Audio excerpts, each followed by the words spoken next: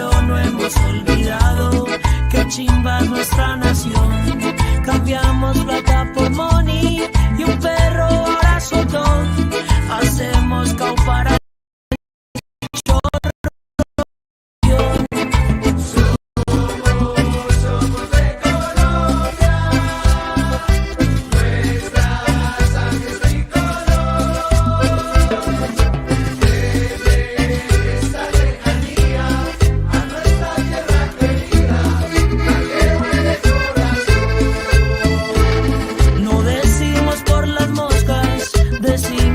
for the flies. Somos Parceros United, viviendo en la United.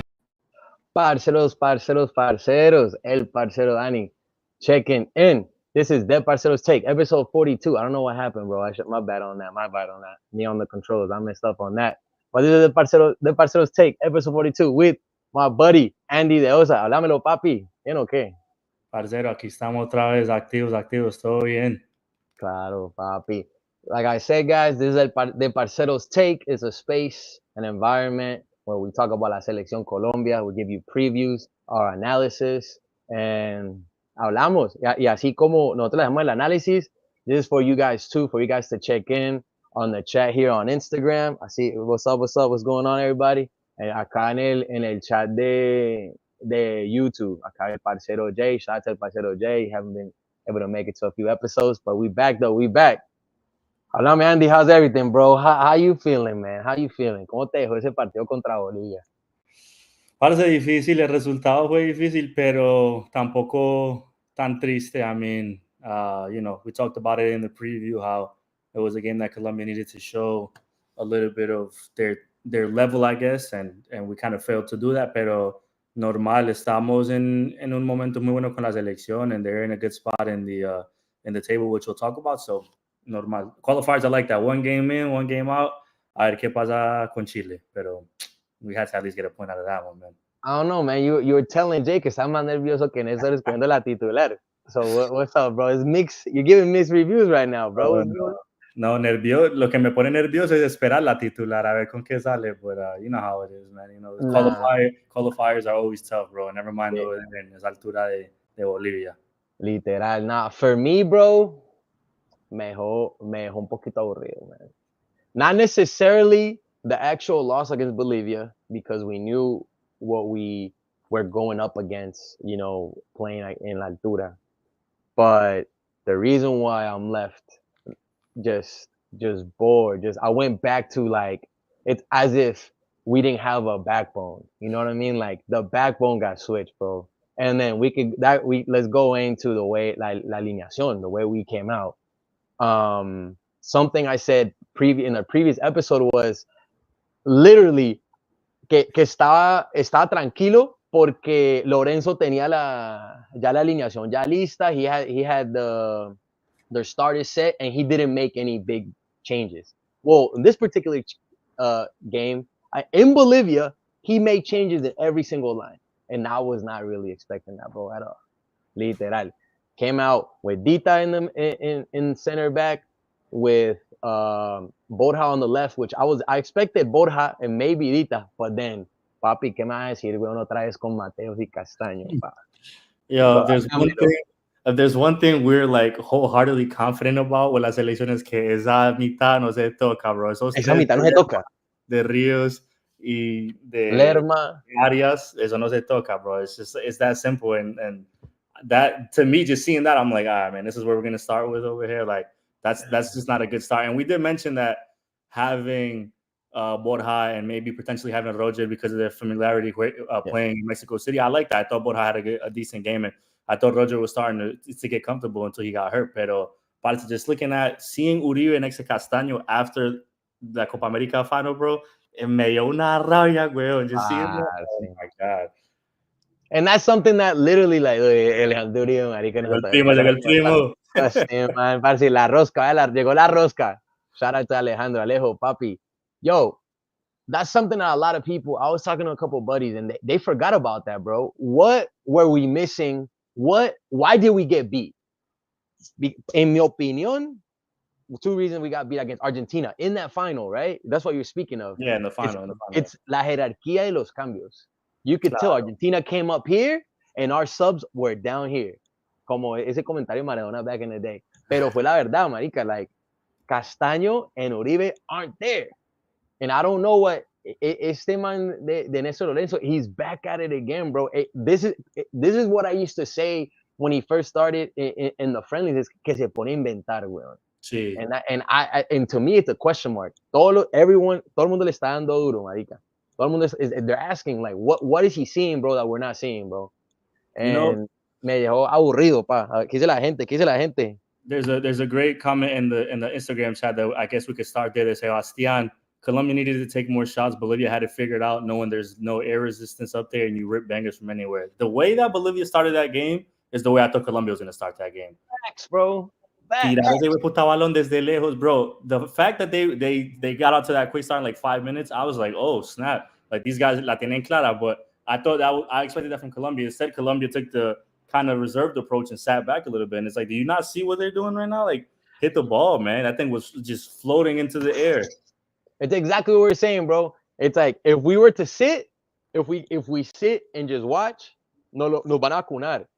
Y nos hubieran vacunado if it wasn't for Camilo Vargas, bro. He saved like a good 4 goals, like the first 12 minutes of the match. Literal, they were just shooting bangers. And something I didn't understand is that if we know they're going to do that, if we know they're going to shoot bangers, well, where's our midfield to close those down? And who are the two in the middle that were supposed to cut those down? No se vieron, and that's what Jay's saying in the chat too. Like, Castaño as the lone defensive midfielder is not enough, man. His presence wasn't there, and it was almost like, all right, if you get kind of surprised that Bolivia is going to come out that strong and start shooting the long ball, is fine, but adapt to it. They never adapted, and then every 2 minutes they were getting more space and taking more shots. And I'm like, yo, why is nobody closing these guys out? Like, at some point you have to try to throw them off their game. And I think that's something to be cautious about. Not so much because I think this is a good learning lesson for Lorenzo and the coaching staff, but to think about a situation like the final again. Like, if you have to go deep into a game and you have to think about putting subs in that midfield, are you confidently putting? I mean, I'm sure he is because he started there in Bolivia. Players in there like that recambio in that position is starting to be a talking point for me for Colombia. 1000%. I mean, we got people in the chat saying Fabio Gonzalez Arias. He said bring back William Barrios. And to be honest, if you're gonna put in Mateus and Castaño in this position, the way Wilmar plays, we need a player like Wilmar. I don't disagree. The closest thing to Wilmar, like to cut and to break those lines and to break those shots, is Lerma, and we had him on the bench, which I get it. We're trying to conserve, we're trying to reserve, but if we're really trying to reserve, then why is James Rodriguez playing 97 minutes in Bolivia? And that's what's crazy to me. I can't figure that one out to say. And me, coming from me, that will never be like, yo, James should not be playing that much. Like, yo, that was besides Nestor not messing with the midfield rotation, there was one thing I was sure of was James not playing a full 90 minutes in that game. And Nestor was like, nah, whatever you guys think, you're wrong. And it's also crazy. We could talk about James a little later, but it's also to me how Quintero is still not able to get minutes with this team, bro. That's the part that I still just don't understand, bro. Un jugador de ese carácter, de esa jerarquía, de esa experiencia, like, yo, even if it's like 25, 30 minutes, you have to find a way, man. You have to find a way to put Quintero in that game. I literally just want to shut this off and like, papi, todo el mundo para su casa. Porque literal, Quintero not playing es una vulgaridad, papi. It's literally like, yo, I hope he doesn't do it, but if you're Quintero, bro, like, you don't show up because your counterpart Roger is getting called up, eyes closed, boom, plays right away. And I'm not Mateus Uribe, boom, comes back, eyes closed. Quinterito, no, bro, it's like, hey, no, you gotta keep sitting down y te tenés que chupar a James, que hey, como James con su magia, he gives you 2-3 passes, de gol. But not, just to give you an idea, if we go look at Bolivia, all of from their centers to their strikers, all of them got subbed by the 80th minute. Es mucho desgaste, All of them were out. Why Claro. is James Rodriguez still playing? Teniendo, not because of that he can't, you know, because he can't play, because he seguía poniéndole balones a Córdoba, but just because knowing that we have somebody, and bro, we got a Quintero, bro. Quintero, but that's not near here there. ¿Qué dice el chat? ¿Qué dice el chat? Ahí están diciendo unas cuantas cosas en IG. Everybody's ¿Qué dicen? too. Lorenzo was playing with players who were more experienced, playing at the altitude as part of his game plan, but he was also experimenting, and I'm fine with that. Pero Hey, léele los comentarios a Felipe Quintana, hombre, que nos va a rayar, hombre. Mira, no, Felipe, no es rayo, that's crazy. Diga algo, papi. ¿Quién no tiene talla? No, ya lo veo. No, he said Quintero's top, una cosa de locos. And this is the thing.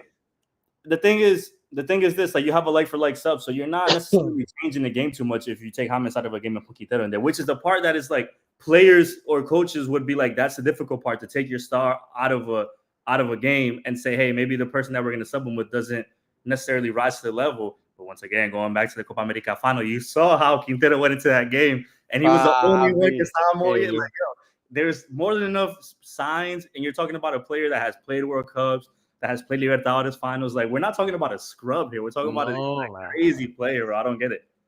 We're probably the best player in Argentinian football right now, hands down. Should not be there. That someone that plays better off the bench, that can give you 25 minutes, bro, 20, bro, 15. Pero póngalo, póngalo. Hablamos de la alineación, what we didn't like. Let's talk about, bro, let's do something positive, bro. What did you guys like? You guys like anything, at least from the first half? Like, like, what can we talk? Like, I hate to be like so negativo, pero parce. Anything good, Camilo Vargas? Camilo Vargas, firme como siempre. I thought Borja was solid. I thought he grew into the game. Maybe not so much in the first half. I thought he was pretty solid, which is good to see that you have that person to kind of take a little bit off of whoever is there, usually Mojica. And I don't know, man, like, yeah, it's hard. I'm trying to think back and like find something positive, but I'm like, yo, that first. I think Arias, John Arias, of course. I mean, we always talk about him, but yeah. Santi, see, Alejo said it right here on YouTube. Santi Arias played well, bro. Santi Arias played well. I've been beating that drum. Both our wingers played well. I think there were James' outlets. And it's not to say, of course, parce, el pase que le pone James a Santi Arias para el centro de John Duraz is it's out of this world, bro. Ese breaking line in Bolivia, James todavía sigue haciendo eso, and that's why you start him, okay? Claro. Pero no para los 90, pa. ¿Qué dice en el chat? Yeah. Córdoba necesita confianza y los empieza a meter. I agree. Como que I can't put the full blame on Córdoba, parce, because we know what Córdoba can do. I mean, Córdoba, yo, he had a really good Copa America, bro. No, he played super well. Right now, since the Peru game, we've noticed he's a little, you know what I mean? He's a little shaky right now. Pero pues, especially because a player in that position is judged so much on scoring, and we've talked about this many times. But like you mentioned, you can't turn your back on the fact that he was so solid in Copa America. And like, I just I don't like now, and this is not just with Colombia, this is all over the place. Like, a player has one bad game and it's all of a sudden like he has to come out and basically like, oh, I'm getting threats, or like my mental, like, yo, don't, if you're one of those people and you're listening, please don't be in the comments going crazy on these. It was like, the amount of times we saw Duan Zapata, Miguel Angel Borja, Rafael Santos Borré miss goals over and over. Baca, Teo, Mateo Zuribe, like, yo, it happens. No, like Mateo. Like, and you know, you have to, unfortunately, as though you forgive and forget, hopefully.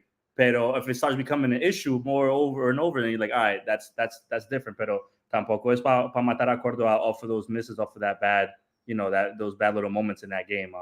I think he'll be fine. I think Fabio González Arias makes a good point. I want to see your take. He says Lorenzo's hurting the striker by not giving them consistency. He's lost the little confidence he had. You think there's some truth to that?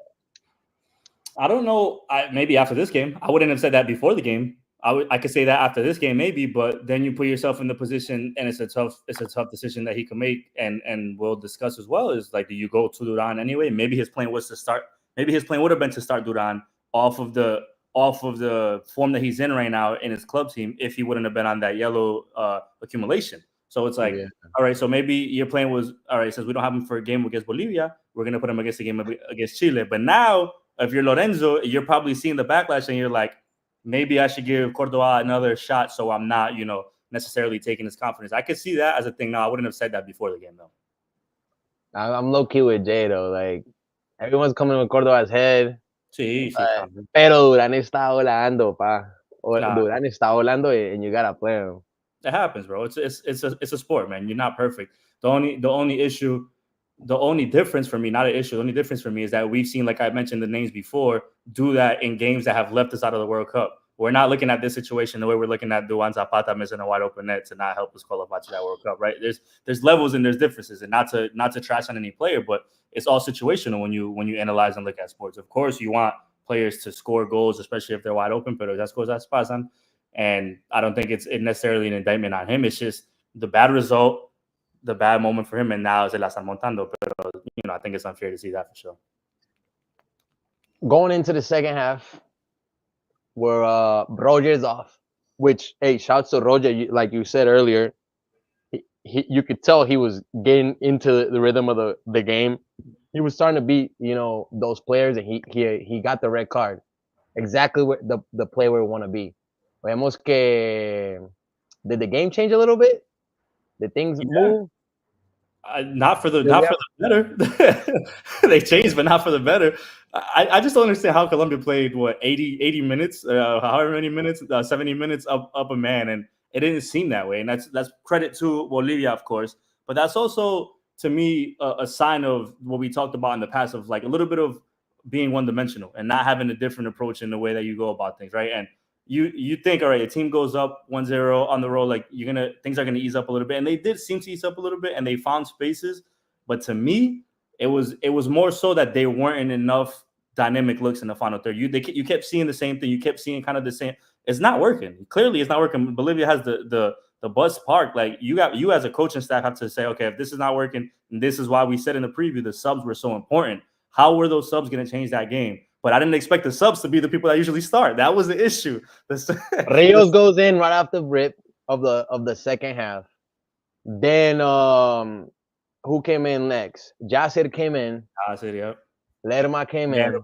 Lerma. Cucho. That we'll talk about that in lo bueno, lo malo, lo feo, or whatever. But I'm not going to start there right now. Yo. But that's what I'm saying. Do you blame the players? Because I can't even blame the players, because you're bringing in Cucho, you're exposing him in a game scenario that it's literally like not it for him. Like I would compare that to Borré on the wing, bro. Yeah. Like when you want Borré to score, but you play him on the wing and give him defensive responsibilities, bro. Exactly. Yasser me pareció que trató, he kept trying, but not really. And in my opinion, I just think that era el tiempo de Quintero, pa. We need it, as long as James can provide those long balls or whatever, those crosses. Parce, para mí era tiempo de Quintero, weón. Era el tiempo que en vez poneme a Quintero like for Cucho. It had to be Cucho, even for Yasser. Like, put Quintero in, bro. Algo diferente. Necesitamos mantener el balón. Whenever we were more dangerous when we had the ball at our feet and we were moving, and then someone made a couple, either two passes, a couple of jukes, shot on goal, rebote. Which is why, and this is the thing that I've always said about James too. Like, when you're trying to play a certain type of game, say if you're playing against Uruguay where everything has to be super, super fast, like, okay, I get it. Like, you kind of fall into the game flow of like trying to get into track me with them. This game was perfect for, like you mentioned, a player like James or Quintero to slow it down, to hold the ball, to look for these spaces, to make the passes. That's why James playing the time that he did, he was still efficient towards the end because he was still finding ways to slow it down. And that's what they needed in a place like that. They didn't need to try to be all over the place. And basically anybody else that got on the ball, you saw them trying to erratically move, make quick touches, Cucho being one of them. It wasn't the gameplay for that. I don't think the way the game flow, they didn't really adapt to it. And like you mentioned, Quintero would have been perfect to kind of get in there and maintain what James was doing and try to push it forward a little bit. So I thought the game it couldn't have been a better situation to see Quintero, and I'm pretty shocked that we didn't. Yeah, man. It was I mean, I just had a little flashback on their goal, and then just seeing... Golazo. Can we talk about that for a second? Que fue puta golazo. Sí, pero... Que golazo, no, si no nada, un golazo y ya. Castaño, pa. No, pues Lucumí te entiendo. Lucumí is the first... Oh, to be honest, hey, le vamos a dar mérito, si le vamos a dar mérito a Bolivia, yo, shout out to el recogebola that came out and got Borja off position. So now it's Lucumí that has to cover. Lucumí gets eaten up. The next person is Castaño, pa. Yeah. You're the CDM. Papi lo tiene que quebrar, weón. Yeah, and that's, again, to me, there's a little bit of a lack of concentration within the players, obviously, but that's also this right here. Because I don't want to say that these players weren't fully prepared for the moment, maybe because they weren't the starters, but if you're a starter or if you're getting, you should be aware of players and their profiles on the field, right? They gave him his strong foot. Mm-hmm. He was left-footed. Don't give him the left, push him to the sideline. Like, that's just a simple, and obviously in that moment, those things happen quickly, but it's like that he showed the way he wanted to go, and they just let him go that way. And it's like, bro, as a defender, you have to know that in those situations. I know it's a fast-moving thing, but that being said, que puta golazo, yo. That was a nice ass goal. I'll give it to him. See, Jay said, Borja fell asleep on the throne. Yeah, he was caught offside, bro, because el recogebolas caught him like literally out of position. However, to me, Castaño, he is that guy that we talk about, like a Wilmer Barrios, bro.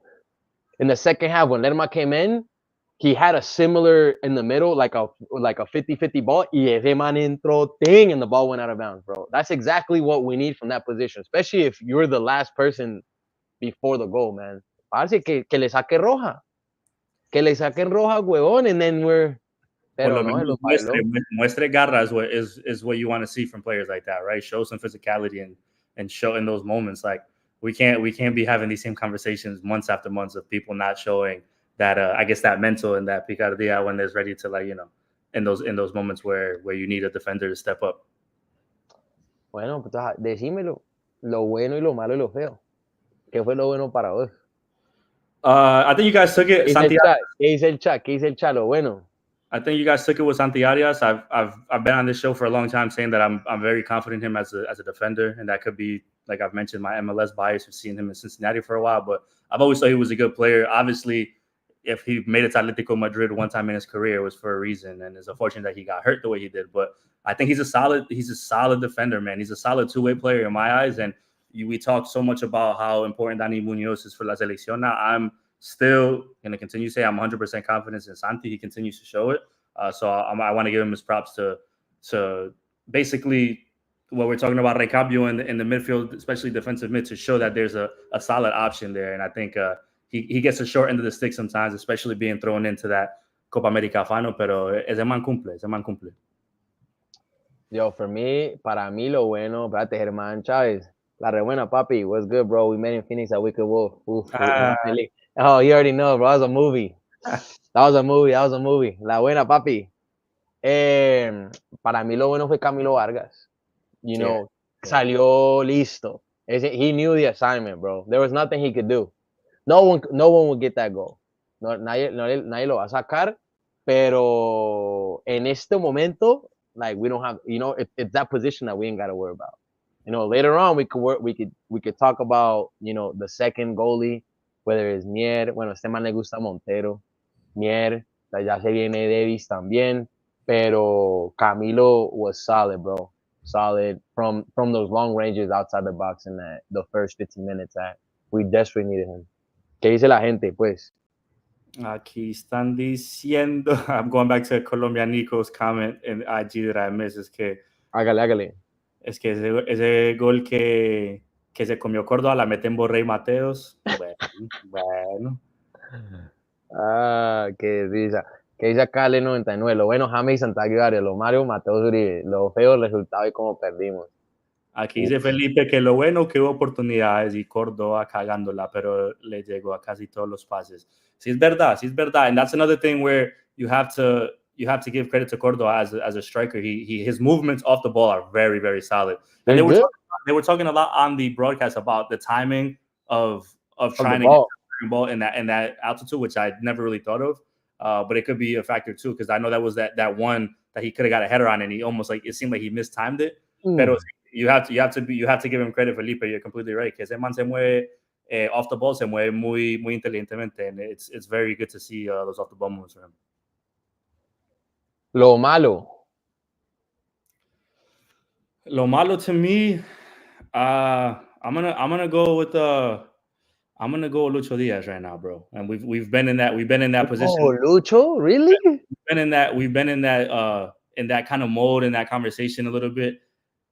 It's still so, bro. Yeah, to me, it still seems like it's one move too much. It still seems like he's overthinking certain things. It still seems like he's trying to do too much. And we know how great of a player he is. And I'm not saying like if we're losing, Lucho has to be the savior, because that's not how soccer works. But it just still seems like he's doing one pass, or not one pass, one move too many, holding the ball too much, trying to take on a few people. Like you mentioned Yasser earlier, I love how Yasser got on the field and he was decisive. Yasser didn't think about what he wanted to do. Yasser was like, I'm going to shoot, or I'm going to pass the ball, or I'm going to take one-on-one. Like, he was 100%. And to me, it still feels like, and that's kind of Lucho's game, like slow down and wait. But it seems like he's not in that mindset right now where you see James or you see players of that caliber that they already know what their next move is going to be before they get the ball. You know what I mean? Yeah. And I still think that is the next level of growth for Lucho, especially La Selección. Man, I mean, I see where you're coming from. Pablo González Arias said Lucho needs to slow down. That's it too. Yep. Y GPEG dice Lucho Carreloco. But to me, we're still not playing for Lucho, though.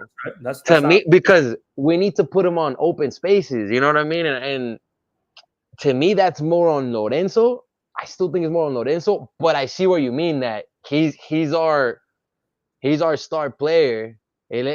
Like Lucho tiene que ser el referente y no James type stuff. So, no, 1000%. To me, lo malo fue que perdimos el partido antes de que comenzara. To me, Lorenzo. I'm gonna attack the coach. Yeah, I understand que el invicto, pero ¿de dónde se fue el invicto, weón?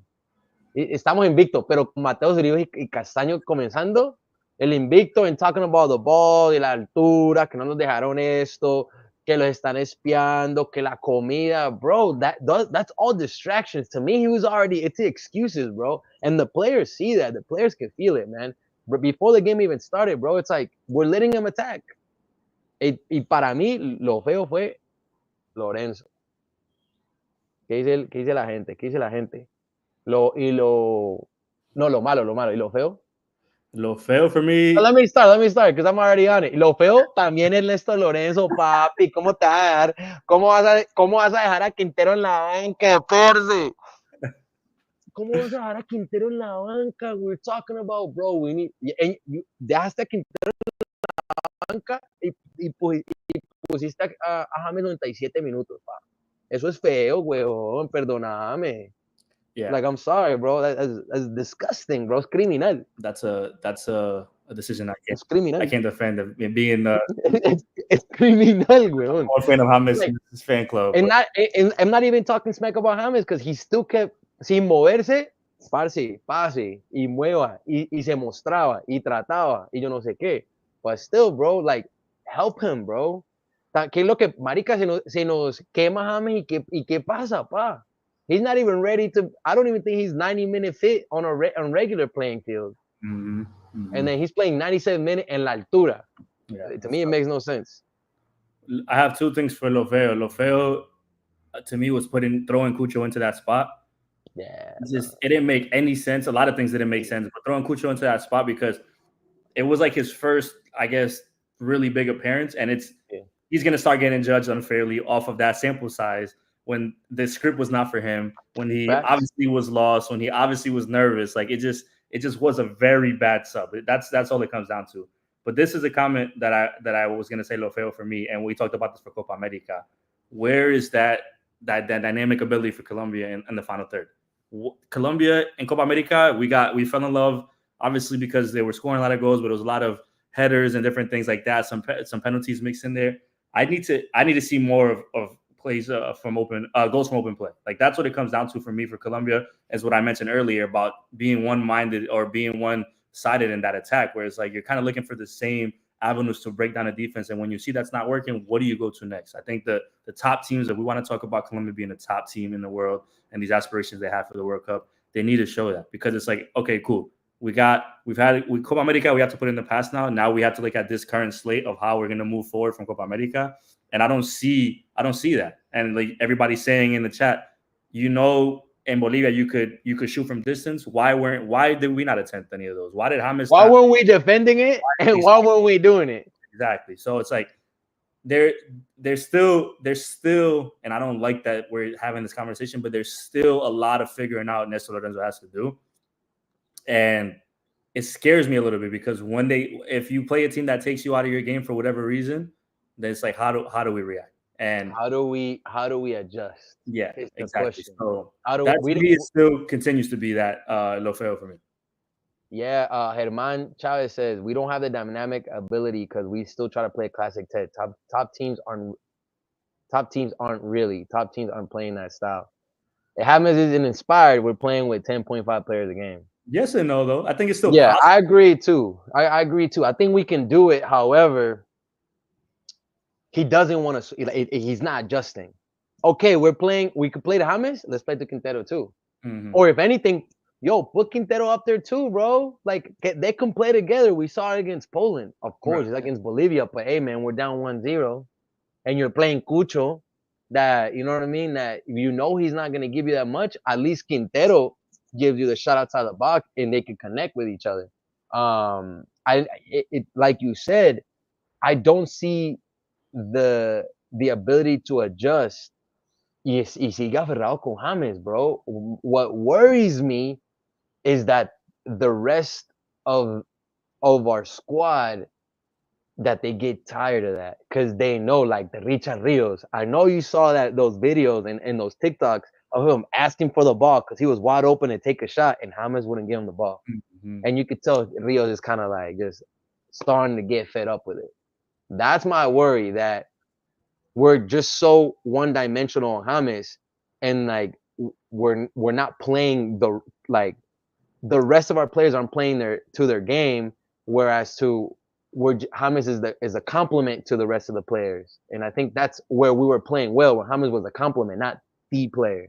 The only issue is that sometimes James is the only one that balls on that team, and that's the problem. Like that's the give and the take, right? The chat is saying que nosotros no vemos a James. You gotta trust me, bro. We do, and I do specifically. Pero el tipo, like if Córdoba scores one of those goals, if somebody scores one of those goals, we're like, all right, like we're not even having this conversation, because he was the one to put the ball into play. So it's not necessarily a criticism on James, or it's not a criticism on James. Because Felipe is saying, don't be channeling your inner Carlos Antonio.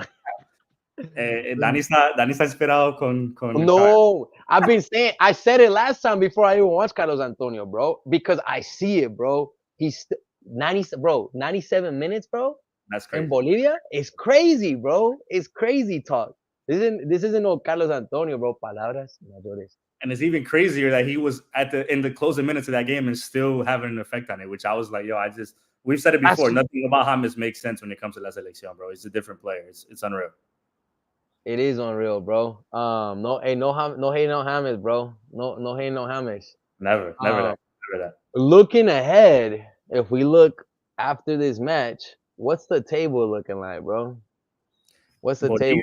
Bolivia se metió a la fiesta, yo, and it's so crazy que hold on. They're over here saying that que Quintero no tiene talla. That's a wild comment. Well, I thank God I got that. Wild comment, Felipe and Germán. That's a wild comment. Que Quintero no tiene talla. That's crazy. No. They're not. Bolivia all of a sudden has 12 points. They trolling. Bolivia all of a sudden has 12 points, one less than Brazil. So right now the table is Argentina at first with 19. Luckily, they did not win either, so that was clutch. Shout out to Venezuela who played a tough game against them. Colombia in second with 16. Uruguay in third with 15. Brazil fourth with 13th, and they got lucky at the end there. But I was watching. They pulled it off. Ecuador and Bolivia are tied with 12, and Venezuela is there with 11. it's South American qualifying is what the table looks like right now. It's a fight, bro. It is a fight right now in that. Yo, it's crazy because la vaina es que se nos dan los resultados, pa.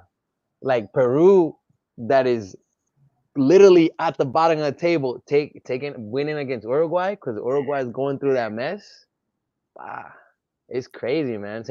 Nothing is promised in those qualifiers, man. Nothing is promised. So moving forward, second on the table, we're playing against the last on the table, Chile. That lost. ¿Contra quién fue que perdió? Contra Brasil. Contra Brasil, ¿no? That's how they play. I think that's the Brazilian. Yeah. See, they lost against Brazil. 2-1. 2-1.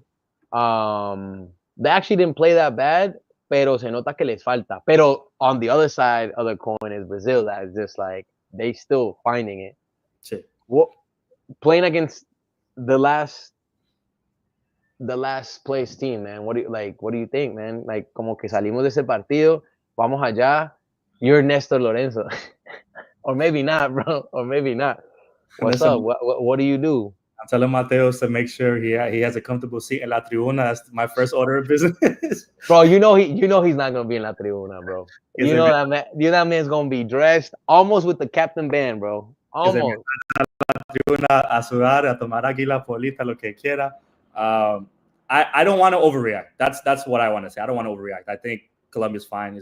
You take these games one by one, right? And it's not an ideal result for Colombia and Bolivia, but I think you approach this the way that you would approach the other games. You put this team, the starters that they should have started in Bolivia. You put that team out there, and don't overthink it. Don't overthink it. The talent is abundant for Colombia. You don't have to try to mess around with this. And now more so because of, let's say, pressure or because of stipulations, you have to think about the fact, like, if they do lose this game against Chile, then you're really going back to like a dark spot there to say something. So to me, I think the only thing I would kind of contemplate is what I mentioned earlier about Córdoba starting in terms of making sure that he doesn't feel like the coach is turning his back on him or giving him that confidence.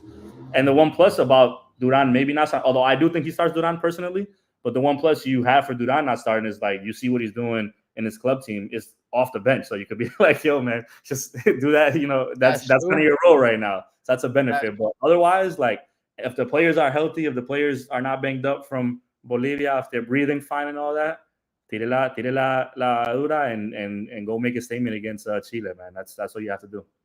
I can't el chat. Estoy leyendo el chat. Oh, bro, I just saw the Quintero slander, bro. No, papi, como así que es que liability? That's crazy.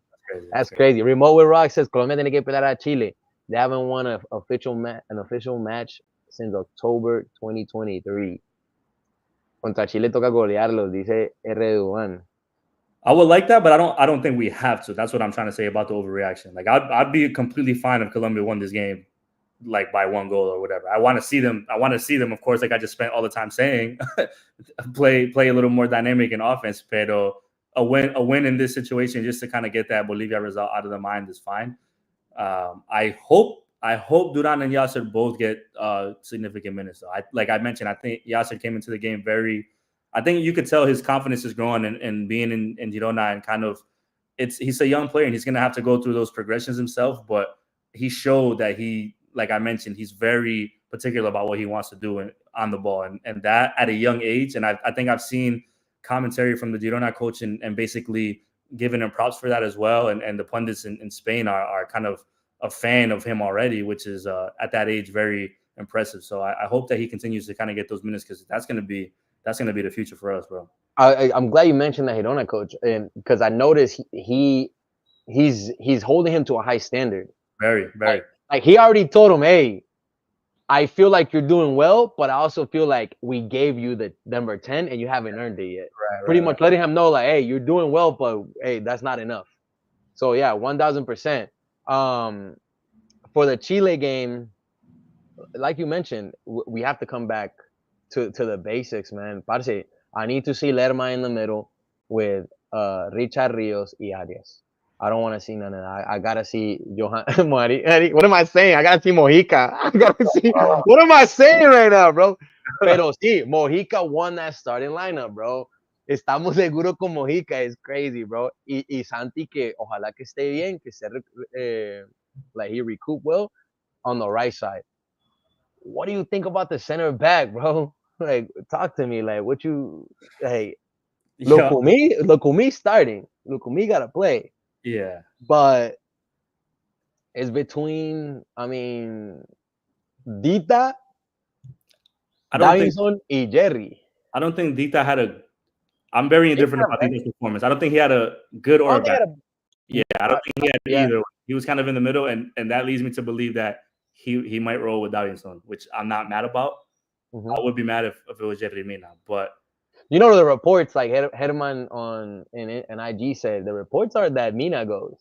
Yeah, in the last practice he went with Lukumi Mina. I wouldn't be shocked. I wouldn't be shocked by that at all. Bro, you know it's Lorenzo, bro. Yeah, I wouldn't be. But shocked. You know he should be going with Davinson.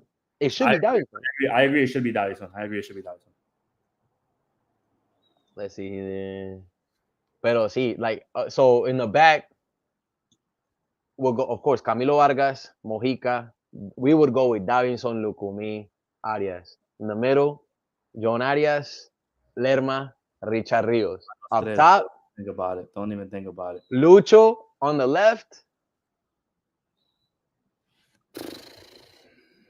I mean, if James is not tired from Bolivia, you know he's gonna play James 99 minutes, bro. Bolivia, you gotta start him, bro. Right? James is gonna play the 90. Yo, this is what I wouldn't understand from this guy. That if he thinks that James is injured or he played James too much in altura and then he won't start him against Chile at home, bro. To me, that would be bananas, bro. You know, like, the more I talk about this, I'm starting to think maybe they thought they kind of overlooked Bolivia a little bit. I feel like that starting lineup was almost like we should be able to get an advantage early and then kind of like coast. And I don't think maybe the plan. I don't think the plan necessarily would have been to play James that amount of time in Bolivia, knowing that they have a turnaround. But now it puts them in a tough situation because you are talking about this Gaste, right? So once again, nothing really makes sense with James. But let's say he does start. Like, does he play 90 back-to-back games? You don't know that guy. If he doesn't get injured, bro, you know Lorenzo's going to play for 95 minutes. If he does, salute to James, bro, because he might be a lot more physically fit than everybody knows, because that's impressive. That's impressive, dog. But we're talking about... Go ahead. One way or another, it does hinder us, though. Defensively, it does hinder us. But the other part is when nobody else shows up, he was the only dude that was out there still moving the ball in the 80th minute. And once again, if somebody scores one of those few passes that he puts on a platter, we're having a completely different conversation right now. So it's a give and take with that for sure. So we're starting James 1,000%. Like I said, if he's healthy, you know me. If he's healthy, we're starting James with Cordova or Duran. I would personally start Duran if I was a coach. I think he will, but that same thing that I mentioned about confidence with Cordova, you have to kind of play that smart, but that doesn't mean that you move away from what you would want to do as a coach. So I think he starts Duran. Erdogan says, why not see Asprilla and James? Oosh. That I wouldn't mind that, but we know that means James is a false nine. Asprilla will go on the right because he likes to come in with his left, and Lucha's on the other side. Lorenzo definitely doesn't like he doesn't like playing without a nine. You notice that. He would probably have to change the formation a little bit for that to work. But that's to my earlier point. It's not impossible to see that. It's not impossible to see that if you the issue with this is that the coaches in international play don't have enough time to experiment with that. That's the issue for real.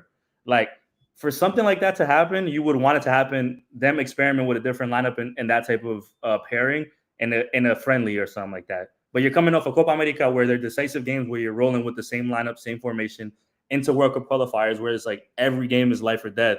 You don't have time, but I wouldn't. I've been saying that the whole episode. I wouldn't mind seeing a different look. I wouldn't mind saying like, hey, we have this in our back pocket. If we want to move from this, let's move to James or Yacir or James or Quintero, like together on the field at the same time. I feel like the look had to be against Bolivia, bro. También. That should have been the look. If you're gonna go with a false nine, it should have been that look. But anyway, I don't disagree. that's at all. not near here or there. But yeah, because we're set on the formation. It's probably gonna be that 4-2-3-1, 4-3-3. You know what I mean? Just and then defensively they kind of defend with a 4-4-2. Hopefully either with Duran or Cordova. Which I think it's gonna be Duran, just because he's the best one coming back from the Bayern. Lorenzo's probably been hearing it. I think he'll play Duran for sure. My question now to you is, ¿Cómo ale jugando Colombia? Like, are we gonna go out? Do we sit? Do we go look for the game? What happens, guys? Pace el chat. Yeah, I mean, you're home, right? That's that, and it's so crazy how much that makes a difference in how teams play in South America.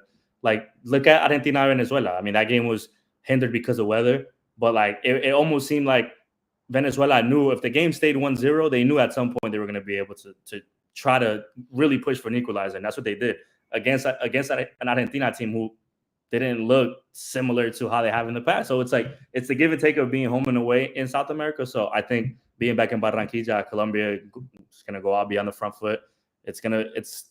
It's almost annoying to say that it's going to be the way they should have started against Bolivia. It should have, like, what they're going to do against Chile is going to be what they should have just done in Bolivia. But maybe they, like you mentioned, were out of it with all the stuff before the game and whatnot, or they looked over the opponent a little bit too much. But yeah, they're going to go out. And like you mentioned, Chile is at the bottom of the table. This is an opportunity for Colombia to not only bounce back, make a statement, which we also talked about before the game against Bolivia.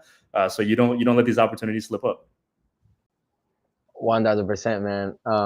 Remote Rock, now we playing good. Why would we change it? Which is the question against Bolivia. Stephanie, la parcerita, saludes. ¿Cómo va el team? Steph, I don't know, ¿cómo va el partido, man? Tienen que salir agresivos y asegurar el gol o goles. Remote Rock says 3-0. Yeah, man, we gotta go out swinging, bro. We're playing at home. Are we in a position to say that we shouldn't be switching up the way we play against these teams? That's a tough question. I could see arguments on both sides. I would say no. Wait. You said are we? I would say yeah. We are in that position. Like, we don't need to basically switch up. Yeah, we don't need to switch it up, bro. For sure. But I feel like not. To me, it's very. No, it's all good. To me, it's very mental, that balance between coaches, right? So, is Nestor too stuck in his ways? Like, that's always a conversation you're gonna have with any coach that kind of, I don't know, has a moment like they just had. But then to the other side, which is the side I've been kind of talking about, is like, you don't overreact to one game. Like, you don't throw away what Colombia had been doing all Copa America, prior to Copa America. Like, you don't overreact to these games, because you put yourself in the position, in the table at least, that you could allow yourself to have results like that. You don't want them, but it's not the end of the world if it does happen. We're not sitting here with la calculadora like we were the last cycle trying to figure out, what's going on. So yeah, stay the course. You don't have to get crazy. Like, the players it's still the same player pool, and just go at it about that way with confidence. It's really all it is. You don't have to overthink it one bit. I agree, man. I think we are in that position because, and like I said in the previous pod, I strongly believe we have the best midfield in South America. Of course, we could argue it with Argentina, but right now, hands down, the way we're playing, when those three guys are playing, the Lerma, Rios, and John Arias, we legit have the best midfield going forward and defensively. They cover a lot of ground and they play well and they let James do his thing, in my opinion. We're missing Dani Munoz. So we got Santi. Hopefully he could create. We know Mojica gets up there well. His crosses have gotten better. His defensive has gotten solid. We'll see, man. What's the scoreboard? What do you think? Two things. Well, let's ask the people in the chat. Two things. Score predictions. In the chat, they said I blame Wilson, which is hilarious. If you know, you know. Oh my God, bro. That's gonna be the joke that never goes away. And this is the other comment that I'm looking at that I want to talk about a little bit. We need both fullbacks to help create chances, not just Munoz. And I think that, like you just mentioned, Santi and Mojica are good doing so. I think Borja with a little more, I guess, time with that team, he does that. But I think we have the fullbacks that are capable of doing that. I think that's maybe honestly, a strong point for Colombia that has fullbacks dynamic enough to affect the game on both ends. So I do like the fact that that we have those type of players. I think Colombia wins. Let me go with. I'm gonna go with 1-0, bro. I don't know. I'm gonna go with 1-0. I don't think they're gonna run it up. And like I said, I wouldn't even be mad at that. I honestly wouldn't be mad at that. But I hope I'm wrong. I'll say that. ¿Qué dice la gente? ¿Qué dice la gente? Alexandra Serna. 2-1. Let's see, what else? Danny B. 2-1. 3-1. 2-0. Chichinco 0. Chichinco 0. Tony González 3-0. Sinito 3-1. Steffi la parcerita 3-0. Herrero 3-0. Papi, yo también voy a decir 3-0. Me gusta el 3-0. ¿Qué dice acá? ¿Qué dice la gente acá? Por YouTube, Ale 99-0 con Durán Brace. Oh, that'd be crazy, bro. ¿Qué dice la gente acá? 3-0, el viejo Jay, we connected. 3-0, Colombia 1. 1-0 con gol de Mateo Zuribe. Uy, no. ¿Usted imagina? The thing is, bro, homie be scoring sometimes because he was a box-to-box. Sí, He's not much of a box-to-box. You said what? You said was. Just remember, you said the important word there was. Yeah, he was a box-to-box. So right now, he could hit the box, but I don't know how much he'll come back. ¿Qué más? Removal Rock, 3-0, Parceros, re bien. Durán, James y Lucho. 3 goles y me emborracho. Papi, usted emborracha con uno. And on a Tuesday, bro, what time is it going to be over there? Para el trabajo. You going to be at work? Hey, bet. Yeah, at work, bro. That's the craziest thing. En la oficina con eso aquí al ladito. Papi, toca. Okay, pero it's at 1:30 here in LA, bro. It's early. 1:30, 4:30 here. I also think it's 3-0. Hopefully, a lot of people are saying 3-0.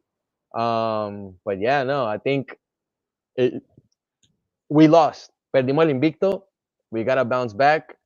There's a lot of questions, a lot of pressure on these strikers. There's a lot of pressure on Néstor Lorenzo. And so, I mean, the team's got to show up. We're at home. Hay que respetar. Barranquilla's been showing up. I'm not gonna lie. Barranquilla's been showing out. So, we gotta win. And I will say the cliche, man. And I know people love records and stuff like that. I like when teams go through moments, bro. Like you need all of these experiences to build up initially what you want to build up to, which is 2026 World Cup. And sure, the Invicto was an amazing thing. I'm not mad that they lost it. It's like, all right, man, take that hit, see what it feels like, and mostly see how everybody's going to respond to that. Because, like you mentioned, win or lose, there's pressure on these guys. Like, they hear it. Like, nobody's ever happy when it comes to international soccer. And it's not just Colombia. It's across the board. Like, any bigger country, like, you're going to hear pressure. If they win, oh, why did he play these players, this and that? So it's like, let that be a feeling of to add to when it's a losing Copa America final and to add to that, like, building the character of the team. So it's not terrible that they had that result, man. I'm excited to see how they bounce back if they do. When they do. Hopefully. When they do. Yeah. When they do. Bueno. Imagine Uribe would have scored that goal against Argentina. No. Why did I read that, bro? No, papi, me tenés mal. Pero no, for sure, tomorrow, 4:30 Eastern time in Barranquilla, Colombia contra Chile. We'll make sure to bounce back. We'll let you guys know when we'll do the next Parceros take. Shout out to everybody that was active on the chat. Jay, Ale 99, over here on YouTube, over there, Fabio, Nito, Alexandra, Steph, everybody. Shout out to everybody. Promote with Og, La Re Buena Parceros. Like, this is fun. You guys make this fun. Vamos a ver qué pasa. To me, it's on Néstor Lorenzo. To me, everything's on Néstor Lorenzo and how he bounces back, because we got the team, we're solid, and vamos a ver. Hey, shout out to the 17 Nicos in the chat, as always. Low-key Nico. Claro, papi. Al charco. No, si no sea así, güey. Valeria Re. ¿Qué pasa? Ya, Nico Salazar, Colombia Nico. El parcerito Nico. Ánimos, que ganamos. Sí. Y mañana vamos a ir el parcero Andy borracho. Sí, en el trabajo, no le digan. La Re Buena Parceros. Seguimos el toque. Con el parcero Dani, con el parcero Andy. Que Dios nos bendiga. Chao.